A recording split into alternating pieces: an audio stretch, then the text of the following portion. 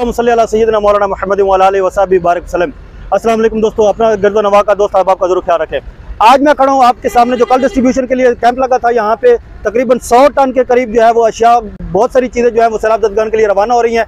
सिंध से ताज़ा सफ़र करके और विजिट करके आने वाले हमारे साथ इस वक्त मौजूद हैं मिनहाज यूथ लीग के सदर, नेशनल यूथ अलायंस के बानी और खिदमत खल्क का जज्बा रखने वाले नौजवान रहनुमा मदर महमूद अलवी साहब। मैं जानना चाहूँगा कि सिंध में उन्होंने क्या देखा और लोगों को वो क्या पैगाम देना चाहते हैं। अस्सलाम वालेकुम मदर साहब। बिस्मिल्लाहिर्रहमानिर्रहीम। आपका बहुत शुक्रिया कि आपके ज़रिए ये पैगाम दुनिया भर में जाएगा कि इस वक्त सिंध के हालात क्या हैं।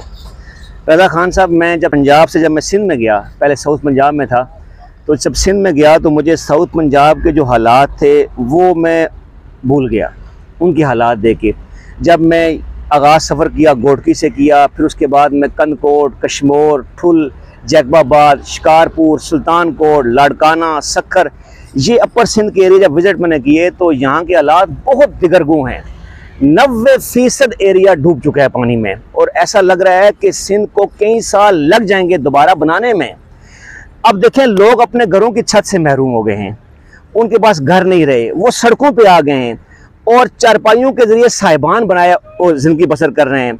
फिर जब ये घर उनसे उनकी नेमत निकल गई तो अब वो बेशुमार बीमारी में मुब्तला हो चुके हैं। उसमें डायरिया है, गैस्ट्रो है, मलेरिया है, स्किन डिजीज़ हैं। अब मेडिकल फैसिलिटीज़ उनको नहीं पहुंच रही, उनको खेमे चाहिए वो नहीं पहुंच रहे, उनको राशन चाहिए।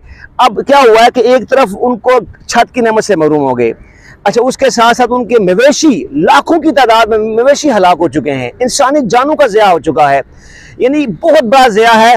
और जब इसके साथ साथ क्या हो रहा है उनके लिए, अब उनको पीने का पानी साफ़ मैसर नहीं है, मेडिकल फैसिलिटीज़ नहीं है, उनके पास खेमे नहीं है।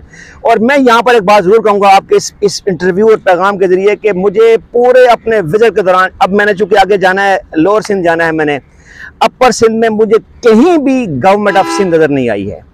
ये उनकी नाअहली और इंतहाई बेहिसी है उनकी कि वो जो जिन लोगों ने उनको वोट दे के इक़्तिदार तक पहुंचाया है, आज वो पानी में डूबे हुए हैं, लेकिन उनका कोई पुरसाने हाल नहीं है। कोई एमएनए, कोई एमपी, कोई इलेक्टेड मेंबर वहाँ पे, मैं आपको बताऊं, कोई एक नजर नहीं आया। जिससे पूछा उन्होंने कहा जी वो आए थे, फोटो सेशन करके चले गए वहां से, उन्हें कोई सपोर्ट नहीं की गई, कोई माली इमदाद नहीं दी गई। जो बाहर के दुनिया से आ रही है इमदाद, वो आवाम तक नहीं पहुंच रही। ये मैं बताना चाहूँगा, ये करप्शन भी है।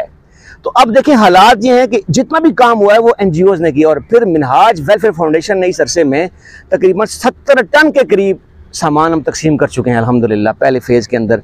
सेकंड फेज़ हमारा चल रहा है, फिर थर्ड फेज़ चलेगा हमारा, और इंशाल्लाह हम बहाली तक उनके साथ खड़े होंगे। मदर साहब, मैं ये भी जानना चाहूँगा कि जैसे कि हम देखते हैं कि वहाँ पे वडेरा शाही बहुत ज़्यादा है और पावर्टी बहुत ज़्यादा है। वहाँ के जो लोग हैं, देहातों में रहते हैं, गोठों में रहते हैं, उनकी ज़िंदगी जो है वो बड़ी अजीरन है और बड़ी मुश्किलात का वो सामना करते हैं। तो अब तो उनके पास जो चंद मवेशी जानवर थे, उनकी जो मामला थे, हालात ज़िंदगी थी, वो तो बिल्कुल ख़त्म हो चुकी होगी। आप तो अपनी आंखों से देख के आए हैं। ये बिल्कुल आप सही कह रहे हैं कि ऑलरेडी उनका वहाँ गुर्बत अफलास बहुत ज़्यादा थी, ऑलरेडी बहुत ज़्यादा थी। इस सैलाब ने उनकी रही सही कसर भी ख़त्म कर दी है। अब वो बिल्कुल, अब मैं कह रहा हूँ ना, वो रोड पे आ गए हैं, उनके पास अभी कुछ भी नहीं है।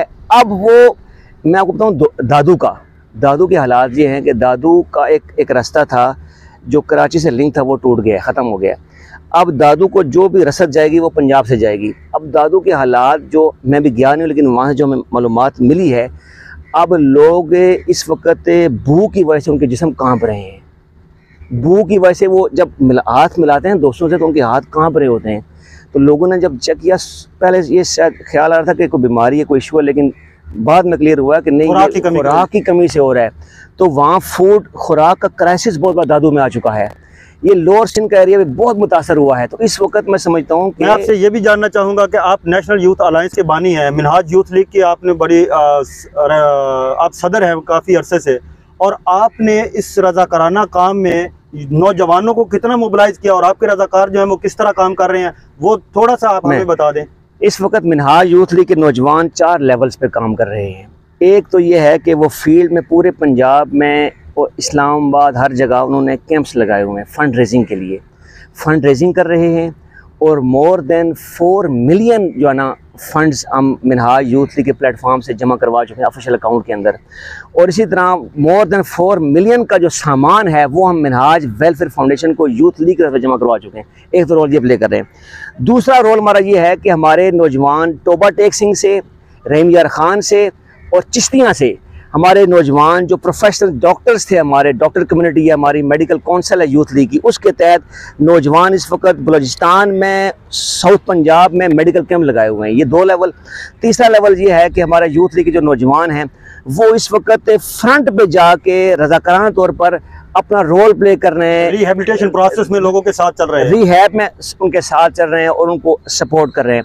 और उसके साथ जो एक अहम रोल है वो ये है कि वो अपनी कम्युनिटीज़ के अंदर उनको मोटिवेट कर रहे हैं, यंगस्टर्स को उनको इन्वॉल्व कर रहे हैं अपने लेवल पे कि आप भी आएँ और इस कार खैर में अपना हिस्सा डालें। तो यूथ लीग इस वक्त अल्हम्दुलिल्लाह एज ए हरावल दस्ते के तौर पर रोल प्ले कर रही है। और मैं आपको बताऊं कि आपने जो बात की है 7 साल से, 7 सालों में मैंने यूथ लीग के नौजवानों में एक कमाल देखा और ये तरबियत है शेखुल इस्लाम डॉक्टर मोहम्मद ताहिर कादरी की।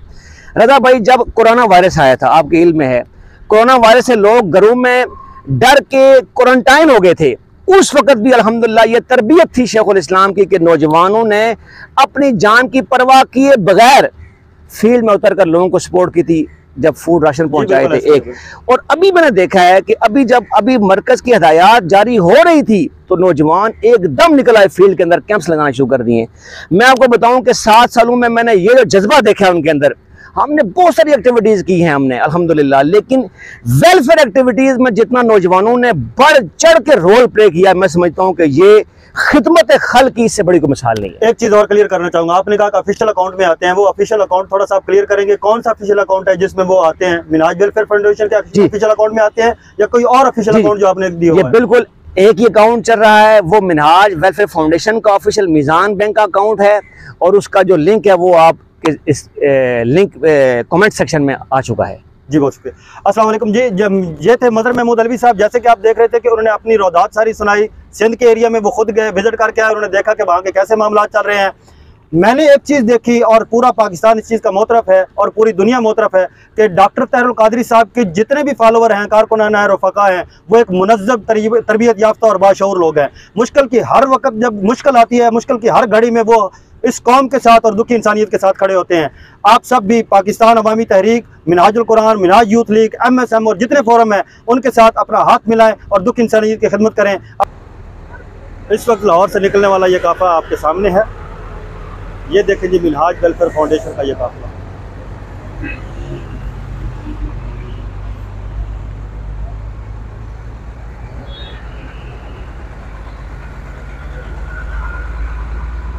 मुतासरीन की खिदमत के लिए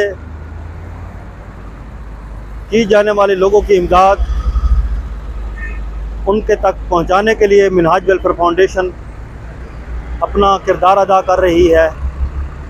और मिनहाज वेलफेयर फाउंडेशन ने एक प्रॉपर मुनज़्ज़म अंदाज से इन सारी चीज़ों को पैक किया, जिसमें अशाए खुर्द-ओ-नोश हैं, टेंट हैं, चारपाइयाँ हैं, कपड़े हैं, बिस्तर हैं और दीगर सामान। ये काफ़िला आपके सामने रवा दमा।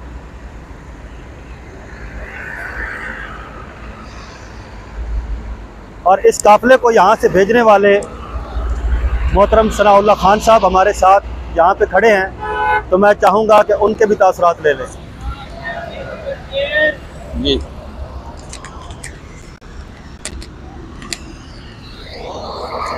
ये काफ़िला आपके सामने, सनाउल्लाह खान साहब आपने ये काफ़िला रवाना कर दिया है? जी जी अल्हम्दुलिल्लाह। इंशाअल्लाह कब तक अपनी मंजिल तक पहुँच जाए? ये काफ़िला 3 सिमत में जाएगा। एक डेरा इस्माइल खान की तरफ खैबर पख्तूनख्वा और दूसरा साउथ पंजाब की तरफ और तीसरा हमारा बलूचिस्तान की तरफ यह जाएगा। इसमें से गाड़ियाँ 3 मुख्तलिफ सिमत में जाएंगी। इंशाल्लाह ये कल सुबह तक अपने अपनी मंजिल मकसूद पर ये सारा राशन, बैग्स और सामान लेकर पहुँच जाएगा। बहुत शुक्रिया। मेज़बान को दे इजाज़त, आपका मेज़बान रज़ा खान। अस्सलाम वालेकुम।